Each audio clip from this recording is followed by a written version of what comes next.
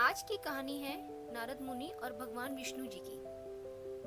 एक बार नारद मुनि भगवान विष्णु के धाम पहुंचे और गर्व से बोले, प्रभु, मैं आपका सबसे बड़ा भक्त हूँ। मैं दिन रात आपका नाम गाता हूँ और निरंतर आपकी भक्ति करता हूँ। मुझसे बड़ा कोई भक्त नहीं हो सकता। भगवान विष्णु मुस्कुराए और बोले, नारद, मुझे खुशी है कि तुम इतना प्रेम करते हो, लेकिन क्या तुम मेरे माया जाल की परीक्षा भी दे सकते हो? नारद ने आत्मविश्वास से कहा, प्रभु, मुझे माया कभी फंसा नहीं सकती। भगवान ने मुस्कुराकर कहा, ठीक है नारद, चलो मेरे साथ। दोनों चल पड़े। रास्ते में भगवान विष्णु ने कहा, नारद, मुझे प्यास लगी है, क्या तुम मेरे लिए पानी ला सकते हो? नारद तुरंत पास के गांव की ओर चल पड़े।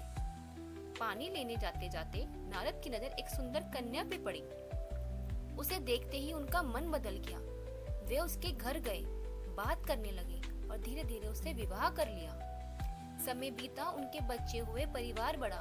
नारद खेती करने लगे, व्यापार करने लगे और पूरी तरह ग्रस्त जीवन में डूब गए। एक दिन अचानक गांव में भयंकर बाढ़ आई। सब कुछ बह गया। नारद अपनी पत्नी और बच्चों को बचाने की कोशिश करते रहे, लेकिन एक एक करके सब जलधारा में बह गए।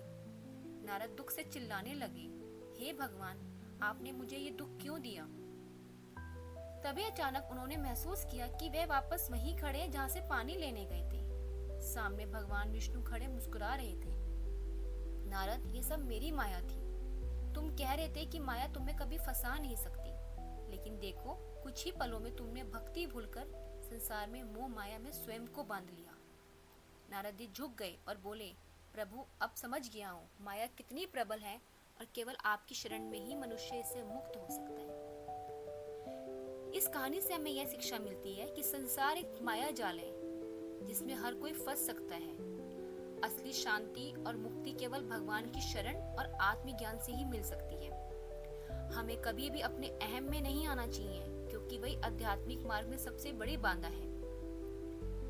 ये कहानी हमें यह बताती है कि इस जीवन का असली उद्देश्य ईश्वर का स्मरण और आत्मा का जागरण ही होता है। अगर आपको मेरी ये कहानी अच्छी लगी हो तो प्लीज मेरे चैनल को लाइक और सब्सक्राइब जरूर करिएगा।